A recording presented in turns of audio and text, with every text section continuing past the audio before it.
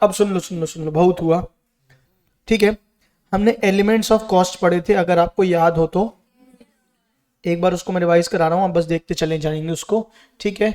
इसमें से एक होता था मटेरियल, याद है, एक होता था लेबर और एक होते थे एक्सपेंसेस। कुछ याद है? मटेरियल के दो बच्चे, direct material, indirect material. Labour के दो बच्चे, डायरेक्ट लेबर और इनडायरेक्ट लेबर, याद है क्या? और एक्सपेंस के भी दो बच्चे, डायरेक्ट एक्सपेंस और इनडायरेक्ट एक्सपेंस, ठीक है क्या? डायरेक्ट मटेरियल, डायरेक्ट लेबर और डायरेक्ट एक्सपेंस ने मिलकर एक परिवार बनाया जिसको कहा प्राइम कॉस्ट। क्या कहा बच्चे? Prime cost. Can you hear me all? Indirect material, indirect labour और इनडायरेक्ट, मस्त कलर आया ना, इनडायरेक्ट मटेरियल, इनडायरेक्ट लेबर और इनडायरेक्ट एक्सपेंस, इन सबको मिला के एक बना, इसको कहा गया ओवरहेड्स, ठीक है क्या? अच्छा, direct material, direct labour, direct expense क्या कहलाएंगे? Prime cost. Indirect material, indirect labour, indirect expense क्या कहलाएंगे? ओवरहेड्स। मैंने डायरेक्ट इनडायरेक्ट का डिफरेंस आपको बता दिया था। अब ओवरहेड्स क्या होते हैं?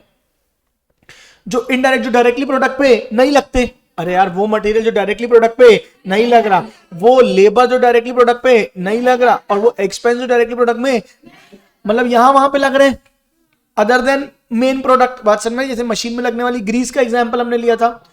अब ऑफिस में यूज होने वाला प्रिंटिंग पेपर, ये भी क्या हो जाएगा? इनडायरेक्ट। बोलो हाँ या नहीं? फैक्ट्री में लगने वाली ग्रीस भी इनडायरेक्ट है, ऑफिस में लगने वाला पेपर भी इनडायरेक्ट है। क्या बात समझ में आ रही है?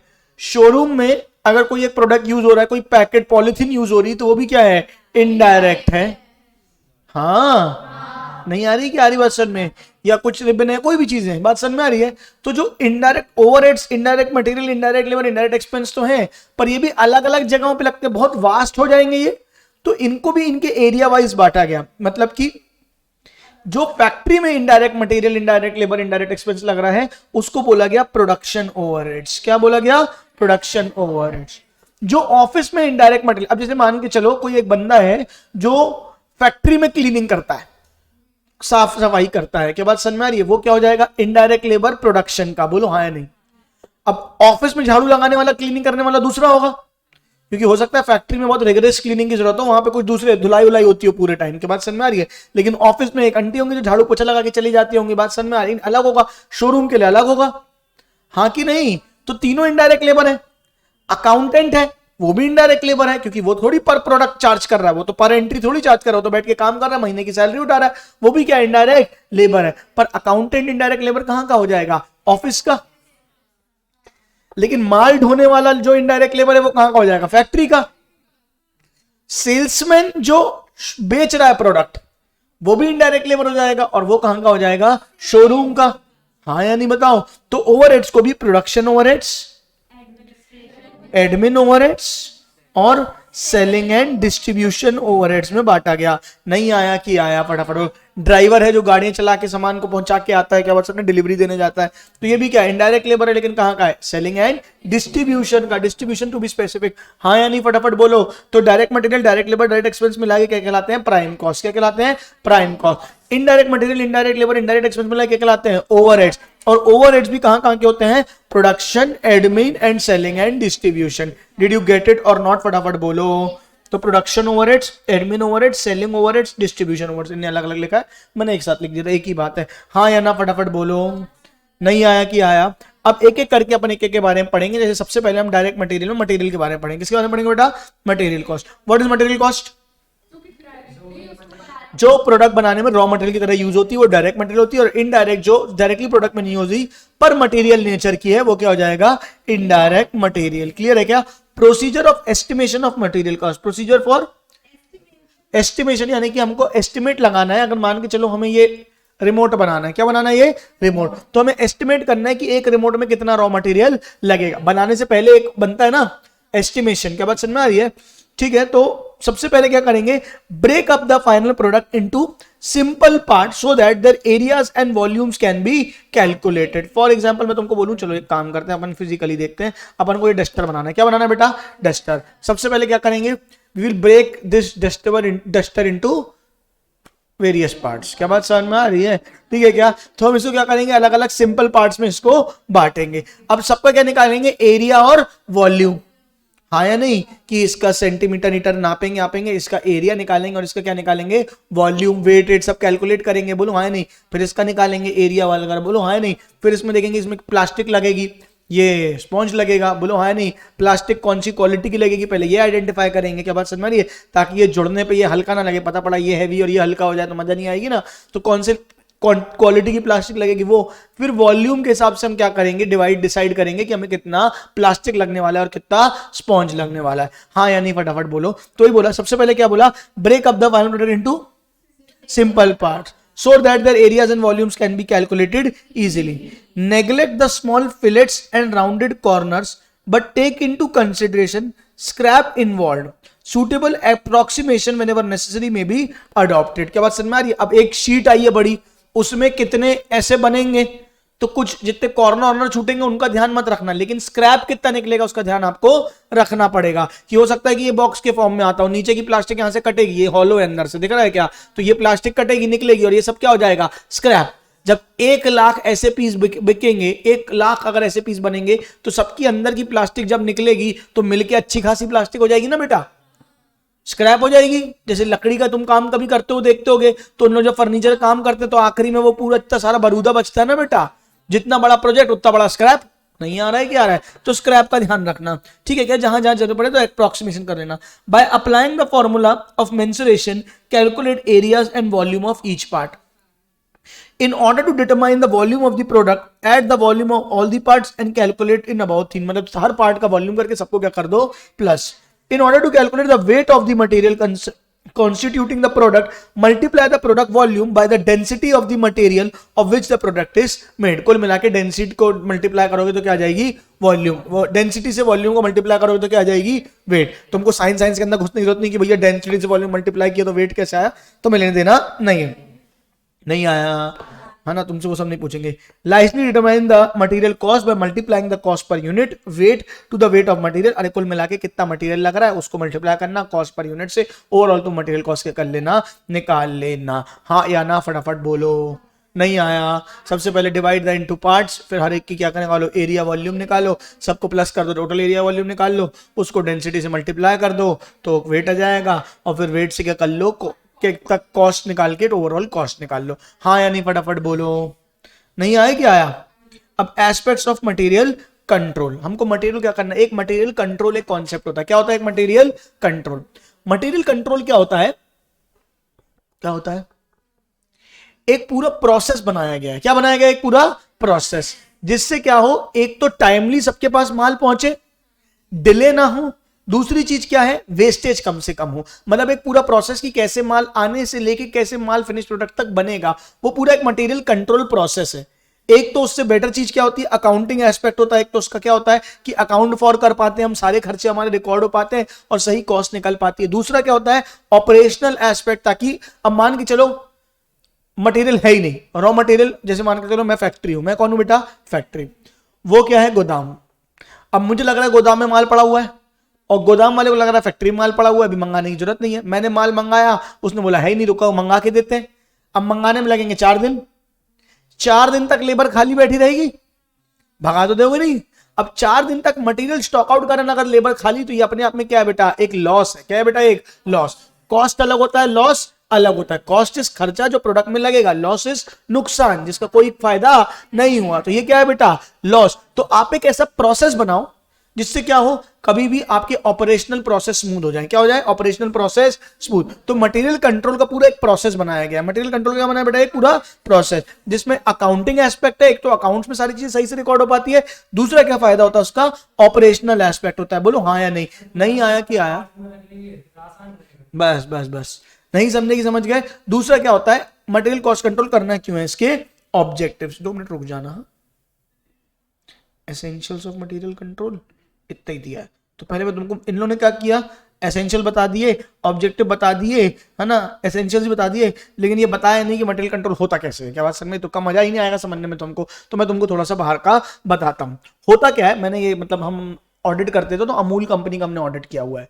जब हम अमूल कंपनी के ऑडिट पे गए थे ना, तो बढ़िया ऐसे अच्छा आइसक्रीम बनते हुए देखिए, मस्त ऐसी ताजी ताजी आइसक्रीम निकाल के देते थे वो लोग खाने में, अरे अलग मजा था उसका। क्या बात समझ में आ रही है? तो कैसे होता है, इंटरनल ऑडिट किया था हमने तब, तो कैसे होता है काम मैं तुमको बताता हूं कि सबसे पहले कहां से शुरू करूं।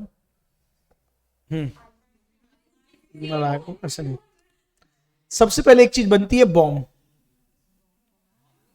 Bomb is known as bill of material. क्या कहलाते हैं बेटा? Bill of material. जैसे आइसक्रीम नहीं, हर बिजनेस में पहले क्या बनता है? Bill of material, BOM. Bill of material क्या होता है? एक कागज में एस्टिमेट बनाया जाता है कि हमको एक प्रोडक्ट बनाने के लिए क्या क्या लगेगा। जैसे कभी वो देखिए रेसिपी वाली वीडियो, तो जब किसी भी रेसिपी वाली वीडियो में पहले सारी कटोरी में सब लोग निकाल के रख लेते हैं, है ना, ये बनाने के लिए आपको लगेगी 2 चम्मच हल्दी, 3 चम्मच मिर्ची, ठीक है, 1 टीस्पून ये क्या कहते हैं इसको, बेकिंग पाउडर, ये 2 टेबलस्पून ये, और नमक स्वाद अनुसार। क्या बात समझ में आ रही है? तो ये उनका प्रोसेस होता है। तो वो क्या है? Bill of material. वो क्या है? Bill of material. अगर एक आइसक्रीम बनानी है तो कितना मिल्क लगेगा, कितना क्या लगेगा, कितनी शक्कर, कितनी डंडी, ये सब लगेगा, ये पूरा क्या बनेगा? एक बिल ऑफ मटेरियल। बोलो हाँ या नहीं? एस्टिमेट। इसके बेसिस में क्या होता है कि एक पूरा तैयार होता है कितना रॉ मटेरियल हमको लगेगा, ठीक है क्या? अब एक है तुम्हारा कौन सा डिपार्टमेंट बेटा? Production department. एक कौन सा डिपार्टमेंट है? Production department. फिर एक डिपार्टमेंट तुम्हारा कौन सा डिपार्टमेंट है? स्टोरेज डिपार्टमेंट, स्टोर्स जिसको हम बोलते हैं, ठीक है। फिर एक तुम्हारा कौन सा डिपार्टमेंट है? Purchase department. कौन सा डिपार्टमेंट है? Purchase department. जब भी प्रोडक्शन डिपार्टमेंट को माल की जरूरत पड़ेगी तो वो किसको बोलेगा? स्टोर्स।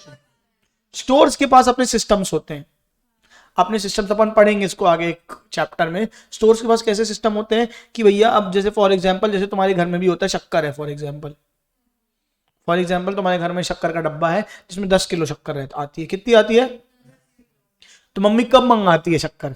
जब पूरी खत्म हो जाती है तब मंगाती है क्या? कि जब मम्मी को पता है कि पापा को जब शक्कर लाने बोलो तो पहले दिन तो दुकान बंद रहती है, दूसरे दिन वो भूल जाते हैं, तो कम से कम 3 दिन से पहले तो कभी पापा शक्कर लाते नहीं है। कभी ऐसा नहीं हुआ। फिर मम्मी क्या बोलती है? एवरेज में कितने दिन आ जाते हैं? 4 दिन लग जाते हैं एवरेज में। कभी बहुत अच्छे मूड में रहे तो 3 दिन में ले आएंगे, नहीं तो नॉर्मली 4 दिन तो लेते ही हैं। और 6वें दिन के बाद तो मम्मी बोलती थी बेटा कल चाय नहीं मिलेगी अगर शक्कर नहीं आई तो। 6वें दिन एकदम धमकी हो जाती। 6वें दिन से 7वें दिन मम्मी होने नहीं देती, ना पापा होने देते, क्योंकि पता है फिर खाना नहीं मिलेगा। क्या बात समझ में? घर के बाहर वापस ही जाना पड़ेगा। तो मिनिमम टाइम कितना लगता है सामान आने में? 3 से कम दिन कभी नहीं लगे। मैक्सिमम कितना लगता है? 6। बात समझ में आ रही है? अब मम्मी 6वें दिन, जिस दिन 5वां दिन होगा ना, तो मम्मी चिल्लाने लग जाएगी शक्कर खत्म हो गई है, कल शक्कर में खाना कहां से बनाऊं, खाना बनाने के लिए ये नहीं है, वो नहीं है, तेल नहीं ला के दिया, बिल्कुल पीछे पड़ जाएंगे। क्या बात समझ में आ रही है? जबकि मम्मी का कैलकुलेशन इतनी तेज है कि हर दिन अगर 2 किलो शक्कर यूज होती है और 6 दिन के हिसाब से कितनी शक्कर लगेगी? 12 किलो। जब मम्मी के पास 12 किलो शक्कर पड़ी होगी तब मम्मी बोलेगी शक्कर एकदम खत्म हो गई है। बिल्कुल नहीं है, क्योंकि मम्मी को 12 किलो शक्कर पड़ी होगी, उस दिन मम्मी ऑर्डर कर देगी, काम क्या करना, शक्कर ले आ। 2 दिन में तो आई जाएगी, नहीं आई तो 3 दिन में आ जाएगी। क्या बात समझ में आ रही है? 4 दिन में आ जाएगी। 6 दिन तो हम लगने नहीं देंगे, क्योंकि 5वें दिन जिस दिन मम्मी के पास 2 दिन की शक्कर बची होगी, तब मम्मी बोलेगी क्या बेटा शक्कर बिल्कुल खत्म है, डब्बा खाली, ये देखो नीचे इचक नहीं रखी होगी शक्कर, कोई दिक्कत वाली बात नहीं है। क्या बात समझ में आ रही है? ये मैनेजमेंट है। नहीं आ रहा है कि आ रहा है? तो ऐसे ही होता है स्टोर्स में भी। स्टोर्स का भी अपना सिस्टम होता है कि उसके पास कितना माल पे उसको ऑर्डर करना है। वो जैसे उसको लगता है कि यार अब माल कम हो रहा है, यहाँ पे खपत डेली की इतने किलो है, 3 दिन का या 5 दिन का माल बचा है, तो वो क्या करता है? परचेज डिपार्टमेंट को बोलता है कि भैया हमको माल चाहिए। वो अपनी रिक्वेजिशन बना के भेजता है, ठीक है क्या? जिसको बोलते हैं मटेरियल रिक्वेजिशन, कि ये माल जो ये भेजता है उसको बोलते हैं मटेरियल रिक्वेजिशन, जो ये भेजता है उसको बोलते हैं परचेज रिक्वेजिशन। क्या बोलते हैं? Purchase requisition. कि भैया हमको एक कागज बना के परचेज ये माल ले आना। मम्मी देती है ना पर्ची, तेल शक्कर ये आटा ऐसा ऐसा ऐसा ऐसा करी चक्की, वैसे ही वो भी स्टोर्स डिपार्टमेंट में क्या देखता है किस किस की जरूरत है, वो जाके उसको दे देता है। हाँ यानी बोलो। अब परचेज डिपार्टमेंट क्या करेगा? यानी कि पापा, वो क्या करते हैं? सबसे पहले आमतौर पे क्या होता है, फैक्ट्री में जब बड़ा माल होता है तो टेंडर निकाला जाता है। क्या निकाला जाता है? टेंडर, कि हमको ये सामान चाहिए, बताओ कौन कौन सप्लाई करेगा। सब लोग अपनी अपनी पर्चियां भेजते हैं। सारे दुकानदार लोग अपना अपना एस्टिमेट भेजेंगे, ठीक है। तो सब लोग अपना अपना भेजेंगे कि भैया हमको ये चाहिए। तो जब टेंडर निकलता है तो सब लोग अपना अपना एक एस्टिमेशन भेजते हैं। क्या बात समझ में आ रही है?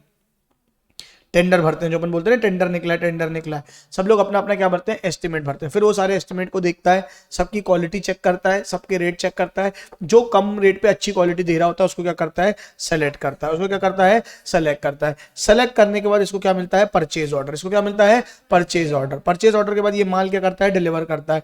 डिलीवर करते समय सबसे पहले फैक्ट्री के अंदर जब माल आता है तो एक क्वालिटी कंट्रोल डिपार्टमेंट होता है। कौन सा डिपार्टमेंट होता है? क्वालिटी कंट्रोल, जो चेक करता है कि भैया परचेज डिपार्टमेंट ही अगर क्वालिटी चेक करेगा तो लफड़ा है। सस्ता मंगाएगा, जेब में अंदर कर सकता है बीच में माल, बोलो हाँ या नहीं, अपने रिश्तेदार को दे देगा। क्या बात समझ में आ रही? तो बीच में क्या होता है? क्वालिटी कंट्रोल होता है कि भैया जो माल आया वो सही क्वालिटी का है कि नहीं है। ये ऑलरेडी हमारे बॉम्ब में लिखा रहता है कि भैया किस क्वालिटी का आपको माल चाहिए। उनके पास सब तरीके के अपने अपने मेजरमेंट्स होते हैं, तो बोल देते हैं कि यार वो है कि नहीं है। फिर जब क्वालिटी कंट्रोल से होकर निकलता है तो वो कहाँ जाता है? परचेज से। परचेज से कहाँ पे? स्टोर से। स्टोर से कहाँ पे? फाइनल प्रोडक्शन में। हाँ या नहीं फटाफट बोलो। ये पूरा एक प्रोसेस होता है मटेरियल कंट्रोल प्रोसेस। ये क्या होता है? पूरा एक मटेरियल कंट्रोल। इसमें कभी भी हम स्टॉक आउट नहीं होते। कभी ऐसा नहीं होगा कि आपका माल खत्म हो जाए। अच्छी क्वालिटी का माल आता है, टाइम पे माल आता है, वेंडर का सही सिलेक्शन होता है। ये सारे के लिए एक पूरा एक प्रोसेस बनाया जिसको हम बोलते हैं मटेरियल कॉस्ट कंट्रोल। सिर्फ खर्चा कम करना प्रोसेस नहीं है, बेटर। अब देखो, अब इसके ऑब्जेक्टिव्स पढ़ो, क्या है? हाँ हाँ हाँ, इसके पहले ऑब्जेक्टिव पढ़ो, क्या है? पहला टू प्रोवाइड। अब तुमको प्रोसेस समझ में आ गया ना? अब याद रहेगा क्या है? To provide continuous flow of required materials, parts and components for efficient and uninterrupted flow of production. साधारण भाषा में बोलो तो स्टॉक आउट होने नहीं रहेगा, कंटिन्यूअस माल हमारे पास रहेगा। हाँ या नहीं बताओ? दूसरा, to minimise the investment in inventories keeping in view of operating requirement. नहीं तो कई बार लोग क्या करेंगे, अगर ये कंट्रोल प्रोसेस नहीं होगा तो लोग लमसम में पूरे साल भर का मंगा के रख लेंगे। अगर एक साथ में पूरे साल का मंगा के रख लोगे तो अच्छी बात है कि बुरी बात है? क्यों बुरी बात है? एक तो पड़े पड़े खराब होगा, दूसरी बात आपका पैसा भी तो फंसा हुआ है। आपको लगता है 1 लाख का माल हर महीने या 2 लाख का माल हर महीने, आपने कितना 12 लाख, मतलब साल भर में कितना लगेगा? 24 लाख का। आपने 24 लाख का माल मंगा के रख लिया। अभी जरूरत कितने की थी? 4 की। 20 लाख फंसे हुए हैं। 20 लाख पे अगर तुम 10% ब्याज कमाते हो तो 2 लाख रुपए जबरदस्ती का तुम्हारा इंटरेस्ट लॉस नहीं हो रहा है? उसका अगर माल ना मंगा के उसकी एफडी करा देते या कहीं इन्वेस्ट कर देते छोटे समय के लिए, 6% में तुमको ब्याज मिलता है एफडी पे, तो क्या तुम्हारा 20 लाख का 6% तुम्हारा पैसा नहीं हो जाता? 1,20,000 रुपए तुमने गंवा नहीं दिए? नहीं आ रहा है कि आ रहा है? तो मटेरियल कंट्रोल सिस्टम क्या करता है? मिनिमाइज करता है इन्वेस्टमेंट को इन्वेंट्रीज पे। जबरदस्ती पैसा ना फंसा रहे इन्वेंट्रीज में, वो इंश्योर करता है। नहीं आया कि आया? हाँ बोलो हाँ। To provide for efficient store of material so that inventories are protected from loss by fire, theft and handling. ऐसा सिस्टम बना के देता है कि चोरी चकारी ना हो, आग ना लगे, सामान वामान खराब ना हो। To keep surplus and obsolete items minimum. क्या बात समझ में आ रही है? बहुत ज्यादा सरप्लस भी ना हो और बहुत ऑब्सोलीट आइटम्स भी ना हो, मतलब एकदम जो आउटडेटेड हो गए, जो पता है कि कोई ऐसी चीज है जो बदलती रहती है, उसको कम मंगाओ। और कोई ऐसी चीज है जो क्या रहती है, चलती है, तो यूज होती ही होती है, उसको क्या मंगाओ। अब तुम्हारा कपड़े का काम है, क्या बात समझ आ रही है? फैब्रिक या डिजाइन क्या होती रहती है? चेंज होती रहती है, पर बेसिक फैब्रिक सेम रहता है। तो आप फैब्रिक एक साथ मंगा के रख सकते हो, लेकिन जो डिजाइनिंग के एलिमेंट्स है उसको कम मंगाओ, क्योंकि जब तक माल की रिक्वायरमेंट नहीं आएगी तब तक आगे नहीं बढ़ेगा। नहीं आया? अरे आया नहीं आया? तो वही होता है तुम्हारा क्या? To keep surplus and obsolete items minimum. हाँ या नहीं फटाफट बोलो। अगर मटेरियल कॉस्ट कंट्रोल को समझ गए ना तो ऑब्जेक्टिव इजीली समझ में आ जाएंगे। हाँ या नहीं? हाँ आगे बढ़े।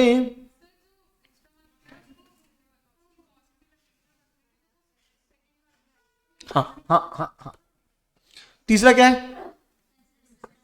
अगर मटेरियल कंट्रोल सिस्टम तुम्हें लागू करना है, क्या बात है, क्यों मुस्कुरा रही हो इतना? क्या हो गया? हा? कोई बात नहीं, कोई बात नहीं, चलो। Essentials of material control. क्या क्या क्या? गिर गई है पेंसिल? कोई बात नहीं बेटा, ढूंढ लो, 2 मिनट लेके ढूंढ लो। चलो मैं पढ़ा रहा हूं यार, है नहीं तो। अगला क्या है? Essentials of material control. अब आप क्या चाहते हो कि मटेरियल कंट्रोल का एक सिस्टम हो। नहीं आया कि आया? सुन रही हो निशिका? खोई रहती हो तुम पता नहीं कहाँ के ख्यालों में, ऐसा लगता है मेरे को पूरे टाइम। ठीक है, थोड़ा यहाँ रह लो।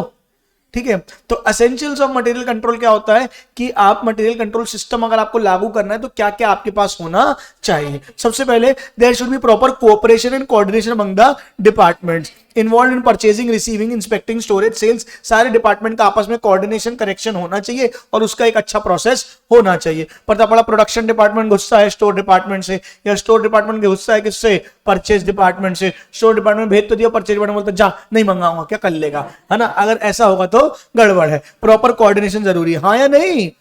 Purchase of material should be centralize. हर डिपार्टमेंट, ऐसा नहीं होगा कि हर डिपार्टमेंट अपने लिए अलग अलग मटेरियल मंगा रहा है, सबके लिए एक परचेज डिपार्टमेंट होना चाहिए। सबके लिए माल क्या करेगा, वही मंगाएगा। उससे क्या होगा, 4 डिपार्टमेंट को माल की जरूरत है, एक साथ ऑर्डर जाएगा, एक वेंडर के पास जाएगा, इजीली माल आएगा, अच्छा माल आएगा। नहीं आया कि आया, नहीं आया।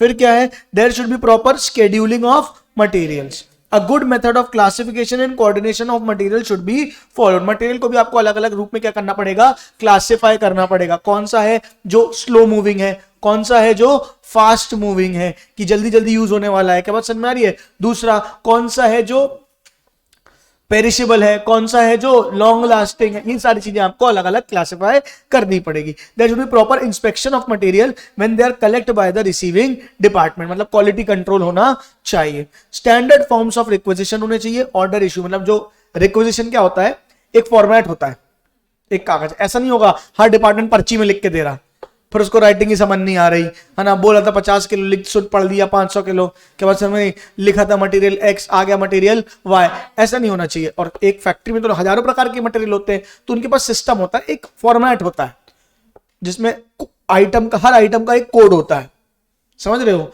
तो आइटम का कोड नंबर, फिर उसका नाम, फिर उसकी क्वांटिटी और कौन से डिपार्टमेंट को चाहिए, सब लोग अपना अपना एक ही फॉर्मेट में भेजेंगे और फिर वो सीधे सीधे जो परचेजिंग डिपार्टमेंट का है वो उसको पकड़ लेगा, उसका सिस्टम उनको।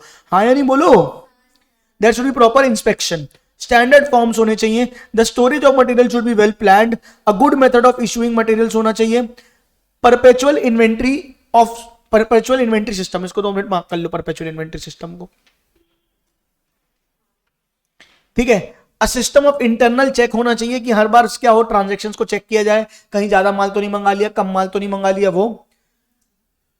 फिर क्या है, minimum and maximum reorder level, इसको भी अंडरलाइन गोला मार दो। ठीक है, इसको भी गोला मार दो। एडिक्वेट रिकॉर्ड्स और information about availability of material should be made constituently. इसके अलावा ये जो 3 पॉइंट मैंने गोले मारे हैं, इसके अलावा बाकी सारे पॉइंट अब भी रीड करो जल्दी से, कॉमन सेंस वाले हैं सब। 6th वाला पॉइंट बताया था, फिर से बता रहा हूं। मटेरियल रिक्वेजिशन के एक स्टैंडर्ड फॉर्म्स होने चाहिए, बताया, फॉर्मेट होने चाहिए। दूसरा, एक जॉब से दूसरे जॉब में माल भेजना। ये शायद से मुझे लग रहा है तुम लोग को नहीं समझ में आ रहा है। ये क्या होता है, फॉर एग्जाम्पल मेरी फैक्ट्री है, मेरी फैक्ट्री में क्या बनती है, डस्टर्स बनते हैं। क्या बनते हैं, डस्टर्स और मार्कर्स बनते हैं। तो ये मार्कर ही बनते हैं, ये डस्टर ही बनते हैं और ये डस्टर्स भी बनते हैं। और मैंने सबका अलग अलग डिपार्टमेंट बना रखा है। ये वुडन डस्टर का एक डिपार्टमेंट है, ये दूसरा डिपार्टमेंट है, ये तीसरा डिपार्टमेंट है। बात समझ में आ रही है। अब मान के चलो प्लास्टिक ये दोनों डिपार्टमेंट में सेम यूज होती है। इसको क्या पड़ी, प्लास्टिक की जरूरत पड़ी, इसने स्टोर से ना मंगा के क्या किया, इसके पास सरप्लस पड़ी थी, तो इसने क्या, स्टोर्स में हूं मैं, सबको इशू करता हूं, तो इसके पास भी इशूड है, इसके पास भी, इसके पास खत्म हो गई, तो इसने सोचा मुझसे मंगाने की जगह इसके पास सरप्लस था, तो इसने क्या कर दिया, इसको ट्रांसफर कर दिया। या इसने अपना स्पंज जो इसके पास एक्स्ट्रा था वो इसने इसको ट्रांसफर कर दिया। एक जॉब से दूसरे जॉब में जब माल ट्रांसफर होगा तो उसके लिए भी एक फॉर्मेट या एक डॉक्यूमेंट होना चाहिए। नहीं आई क्या आई बात समझ में, तो वही लिखा हुआ है, transfer of material from one job to stores should be used. Transfer of material from one job to another and transfer of material from the job to stores. Job में अगर मानिए चलो वापस जा रहा है स्टोर्स में, एक्सेस बचा था, स्टोर्स में क्या कर रहा है, वापस जा रहा है, should be done with extra care। क्या बात है, should be यूज हटा दो और डन विथ एक्स्ट्रा केयर। नहीं समझे कि समझ गए। हाँ, अलग अलग काम चल रहे हैं, जरूरी नहीं डिपार्टमेंट बनाओ, अलग अलग जॉब्स बोल दिया, क्या बात समझ, एक ही जगह पे जो अलग अलग प्रोजेक्ट्स चल रहे हैं। ठीक है क्या, जैसे क्या होता है, ये अक्सर किस में होता है, कॉन्ट्रैक्ट्स वाले काम में। कॉन्ट्रैक्ट्स वाले काम में मतलब जैसे बिल्डर्स होते हैं। अब बिल्डर क्या होता है, उनके 4 बिल्डिंग, 4 अगर अलग अलग साइट्स चल रही हैं। अब एक साइट में क्या हो गया, रेत खत्म हो गई, और दूसरी साइड में रेट क्या बची है, एक्स्ट्रा बची है। अब राजुल बिल्डर, यहाँ पे एक बिल्डर बैठा है, क्या बात समझ में आ रही? वो बोला खरीदने से अच्छा क्या करो, अभी वहां की रेट उठा के कहाँ ट्रांसफर कर दो, वहां पे ट्रांसफर। लेकिन यहाँ पे एंट्री होनी चाहिए ना, क्योंकि क्या है, मैं तो अकाउंटिंग कर रहा हूं, मैंने खर्चा कहां पे डाल रखा है, ये वाली साइट में, और यहां से मटेरियल जा रहा है कौन सी, वो वाली साइट में। तो प्रॉपर सिस्टम होना चाहिए, नहीं तो यहां से वहां चला तो जाएगा लेकिन खर्चा कहां चल जाएगा, वहां पे ये वाला साइट सस्ता दिखेगा, ये वाला साइट फ्री में महंगा दिखेगा। ये माल लिया जा रहा है लेकिन वहां से वहां भेजा जा रहा है। समझ आ रही बात? उसके लिए होता है ये, ठीक है क्या? 9th पॉइंट जो मैंने मार्क कराया था वो पढ़ा रहा हूं, परपेचुअल इन्वेंट्री सिस्टम। क्या होता है परपेचुअल इन्वेंट्री सिस्टम? क्या होता है, फॉर एग्जाम्पल पहले क्या होता था, स्टॉक टेकिंग होती। स्टॉक टेकिंग मतलब स्टॉक काउंटिंग, स्टॉक काउंटिंग, कितना बचा है कितना नहीं बचा है। अब क्या हो रहा है, प्रोडक्शन चल रहा है, कंटिन्यू मॉल के माल क्या हो रहा है, जा रहा है, और स्टॉक काउंटिंग करने के लिए क्या की जाती है, फैक्ट्री बंद की जाती है कि आज एक दिन क्या रहेगा, काम बंद रहेगा, ताकि हम क्या कर पाए, काउंटिंग कर पाए कि सही स्टॉक है कि नहीं है। जितना बुक्स में दिख रहा है उतना फिजिकल है या नहीं है, नहीं तो लाखों की चीज में चोरी भी तो कितनी होती है, क्या बात सर में, चोरी हो रही तो नहीं हो रही, इसके लिए एक स्टॉक ऑडिट होता है, चेक करने के लिए स्टॉक काउंटिंग होती है। आ रही बात सर में?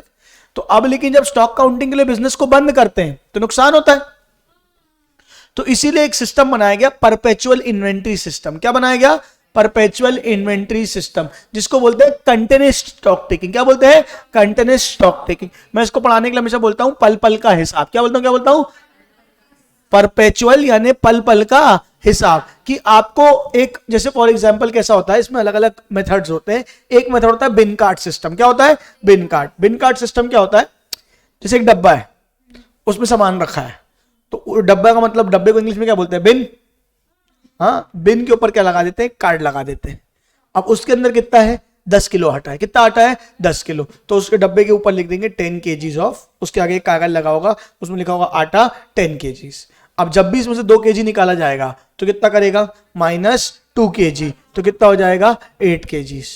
फिर 3 kg निकाला तो क्या कर देंगे, -3 kgs, कितना बचा, 5 kgs। अब 10 kg आ गया तो कर देंगे +10 kg, कितना हो जाएगा, 15 kg। आपको स्टॉक काउंटिंग की जरूरत ही नहीं है, आप कभी भी किसी भी पॉइंट ऑफ टाइम पे किसी भी चीज का स्टॉक सामने लगे हुए कागज में देख सकते हो कि उसके अंदर कितना माल है। तो बुक्स में भी उतना ही होना चाहिए और एक्चुअल में भी उतना होना चाहिए। किसी भी एक को चेक कर लोगे तो वो हो जाएगा। तो वही लिखा है परपेचुअल में, ऑफ मटेरियल। परपेचुअल यानी कि पल पल का हिसाब। Inventory system of material should be operated to facilitate regular checking and avoiding closing down factory for stock taking. Stock taking मतलब स्टॉक काउंटिंग।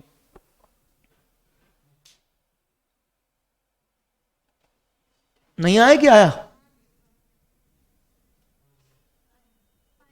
उसके बाद क्या है, minimum, maximum and reorder levels. ये अब अपन सीखेंगे कैलकुलेट करना। अलग अलग लेवल्स होते हैं। मिनिमम कम से कम इतना माल होना चाहिए, मैक्सिमम इससे ज्यादा माल नहीं होना चाहिए। कब हमको ऑर्डर करना है उसको बोलते हैं रीऑर्डर लेवल। ये तीनों लेवल्स जो होते हैं वो कैलकुलेटेड होने चाहिए। और कितना माल मंगाना है उसको बोलते हैं ऑर्डर क्वांटिटी, वो भी आपको पता होनी चाहिए। ये एक बार रीड कर लो, समझ में आए तो ठीक, नहीं तो आगे एक चैप्टर में आएगा डिटेल में दोनों पॉइंट्स, 11th और 12th। रीड करो, 9th 11th and 12th 3 points read करने। आगे का मैं बता रहा हूं, लेबर कॉस्ट तुमको पढ़ के आना है पूरा। डायरेक्ट लेबर क्या होती है, इनडायरेक्ट लेबर क्या होती है, मैंने काफी बात इस पे कर चुकी है, ठीक है। मैं इसमें सीधे तुमको ला रहा हूं किसमें, accounting and control for labour cost, ठीक है। इसमें सबसे पहला स्टेप क्या होता है, टाइम कीपिंग। सबसे पहला स्टेप क्या होता है, time keeping. What is time keeping? जैसे ही आएगा अंदर तो अंगूठा लगाएगा, जाएगा तो अंगूठा लगाएगा। इससे यह पता चलता है कितनी देर आप फैक्ट्री में रहे। टाइम कीपिंग, कब एक एम्प्लॉय आया और कब एक एम्प्लॉय गया, कितने घंटे वो हमारी फैक्ट्री में रहा, कितने घंटे उसने हमारी फैक्ट्री को दिए, वो क्या होता है, टाइम कीपिंग। वो क्या होता है बेटा, टाइम कीपिंग। जिस दिन नहीं आएगा उस दिन एब्सेंट लगेगा। उस बेसिस में क्या बनेगा, उसका पेरोल बनेगा। क्या बनेगा, पेरोल यानी सैलरी। और एलोकेशन ऑफ पेरोल कॉस्ट, अगर एक एम्प्लॉय को 1 लाख रुपए दिए हैं, याद करो बता रहा था अलग अलग डिपार्टमेंट में उसने कितना कितना टाइम यूज किया, याद है मैंने बताया था ना कि एक अगर आप सीएस बनते हो या जाते हो जॉब करने तो आपको अपनी एक टाइम शीट भरनी पड़ती है, किस प्रोजेक्ट में आपने कितने घंटे दिए। अरे पढ़ाया था, उसको बोलते हैं टाइम बुकिंग। उसको क्या बोलते हैं बेटा, टाइम बुकिंग। कई बार आता है difference between time keeping and time booking. Time keeping क्या होता है, कब आए कब गए, फैक्ट्री में कितनी देर रहे, बोलो हाँ या नहीं। अब जितनी देर रहे उसमें कौन से प्रोजेक्ट में तुमने कितना घंटा दिया, इसका हिसाब जो रखा जाता है वो कौन होता है बेटा, टाइम बुकिंग। वो क्या होता है बेटा, टाइम बुकिंग। नहीं आ रहा है कि आ रहा है। For example project XYZ 3 project में मैं लगा हुआ हूं, तो मैंने जैसे मैं सुबह आया यहाँ पे 11 बजे, गया कितने बजे, 8 बजे, तो मेरी टाइम कीपिंग के हिसाब से मैं 11 से 8 तक का टाइम हो जाएगा। अब उसमें मैंने 4 घंटे CS एग्जीक्यूटिव पढ़ाया, 1.5 घंटे CS ET पढ़ाया, 2 घंटे अकाउंट्स पढ़ाया, 2 घंटे FM पढ़ाया, फिर 12th पढ़ाया, फिर ये पढ़ाया, फिर वो पढ़ाया। तो ये मेरी क्या हो जाएगी, टाइम बुकिंग, कि मैंने कितने घंटे यहाँ पे दिए, उसमें से कितने घंटे कौन से बिजनेस पे मैंने अपना टाइम दिया है। नहीं आ रही कि आ रही। अगर मुझे, वैसे तो देते नहीं, अगर फिक्स सैलरी देंगे तो मेरे खर्चे को क्या करेंगे, हर एक प्रोजेक्ट में डालेंगे। मैं कहीं भी अगर पढ़ाने जाऊंगा तो। नहीं समझे कि समझ गए? मतलब अगर मेरे को फॉर एग्जाम्पल मेरे को फिक्स सैलरी मिलती है तो क्या होगा, मुझे 1 लाख रुपए मिले, तो वो जो 1 लाख रुपए मिले उसमें कितने घंटे मैंने CS एग्जीक्यूटिव को दिए, कितने बच्चे CS ET को दिए, कितने घंटे मैंने 12th को दिए, कितने घंटे मैंने मान के चलो कोई और सब्जेक्ट पढ़ाया तो CUET को दिए, किसको कितने कितने घंटे दिए, उस बेसिस में वो मेरे खर्चे को क्या करेंगे, अलग अलग प्रोडक्ट में क्या करेंगे, चार्ज करेंगे। तब उनको उनके प्रोडक्ट की क्या निकलेगी, कॉस्ट निकलेगी। बात समझ में आ रही है कि भैया CS एग्जीक्यूटिव की फीस कितनी हुई, CS की फीस कितनी हुई, CS ET की फीस कितनी हुई, CUET की फीस कितनी हुई। ये कैसे पता चलेगा, जितना वो मेरे को देंगे और जितने घंटे में जहां जहां पे दूंगा, उससे बेसिस में अपनी कॉस्ट कैलकुलेट करेंगे प्रोडक्ट की। नहीं समझे कि समझ गए? अरे हाँ ना बोलो यार। इसमें अलग अलग डिपार्टमेंट होते हैं। एक होता है पर्सनल डिपार्टमेंट। एक क्या होता है बेटा, पर्सनल, जो क्या करता है, हायरिंग करता है, ठीक है, और वो स्टाफ से रिलेटेड वो देखता है कि कितने लोग, मतलब कितने लोगों की जरूरत है, क्या है। फिर क्या है, इंडस्ट्रियल एंड इंजीनियरिंग डिपार्टमेंट, वो क्या करता है, वो प्रोडक्ट की डिटेल देखता है। क्या देखता है, प्रोडक्ट की डिटेल। इस प्रोडक्ट में कुक में काम करने के लिए उसको कौन कौन से लोग चाहिए, कैसे कैसे लोग चाहिए। मतलब एक है पर्सनल डिपार्टमेंट, एक कौन सा डिपार्टमेंट है, पर्सनल। एक कौन सा डिपार्टमेंट है, इंजीनियरिंग डिपार्टमेंट। इंजीनियरिंग डिपार्टमेंट बोलता है कि यार ये प्रोडक्ट मेरे को अगर बनाना है तो एक आदमी लकड़ी लगाने के लिए लगेगा, एक आदमी ये कटिंग के लिए लगेगा, एक आदमी पेस्टिंग के लिए लगेगा। बात समझ में आ रही है? एक आदमी मुझे चाहिए डिजाइनिंग के लिए, सारे प्रोडक्ट जितने ही प्रकार के बन रहे हैं। एक चाहिए मुझे सुपरवाइजर। एक क्या चाहिए मुझे, सुपरवाइजर। ये कौन देख रहा है, ये काम कौन कर रहा है, इंडस्ट्रियल इंजीनियरिंग डिपार्टमेंट, कि उसको कौन कौन चाहिए। फिर वो बताएगा पर्सनल डिपार्टमेंट को कि इतने लेबर चाहिए, इतने डिजाइनर चाहिए, इतने आर्टिस्ट चाहिए, इतने सुपरवाइजर चाहिए, इतने मैनेजर चाहिए। फिर वो काम, अब अंदर हायरिंग का काम कौन करेगा, पर्सनल डिपार्टमेंट। नहीं आया कि आया, वही HR डिपार्टमेंट। सुन नहीं रहे आधे लोग, मेरे को लग रहा है मेरी बातें। अगला क्या है उसके बाद, टाइम ऑफिस। अगला क्या है उसके बाद, टाइम ऑफिस। टाइम ऑफिस मतलब कौन कितने बजे आए, टाइम कीपिंग और टाइम बुकिंग का काम जो करेगा वो होगा टाइम ऑफिस। एक होगा पेरोल डिपार्टमेंट। एक क्या होगा, पेरोल डिपार्टमेंट, जो सैलरी बांटने काम करेगा। आखिरी में क्या होगा, कॉस्ट डिपार्टमेंट, जो सब चीज में क्या कॉस्टिंग कैलकुलेट करेगा। ये सब मिला के HR डिपार्टमेंट होता है। बात समझ में आ रही है? एक HR नहीं होता, ये सब किसके अंदर आता है, HR, क्योंकि ये सब काम किसके रिलेटेड कर रहे हैं, ह्यूमन रिसोर्स से रिलेटेड। नहीं समझे कि समझ गए? Time recording, time keeping, time booking, ये पूरा तुमको पढ़ के आना है। एक्सपेंसेस में तुमको कल कराऊंगा। इससे ज्यादा तुम लोग सुन नहीं पाओगे थ्योरी, मुझे लग रहा है तुम लोग की शक्लें देख के। चलेगा क्या? हाँ ना बोलो। सबसे इंपॉर्टेंट बात क्या, जितना पढ़ के पढ़ाया है उतना रीड किए बिना कल क्लास में मत आना, चाहे कुछ हो जाए। चलेगा क्या? चलिए।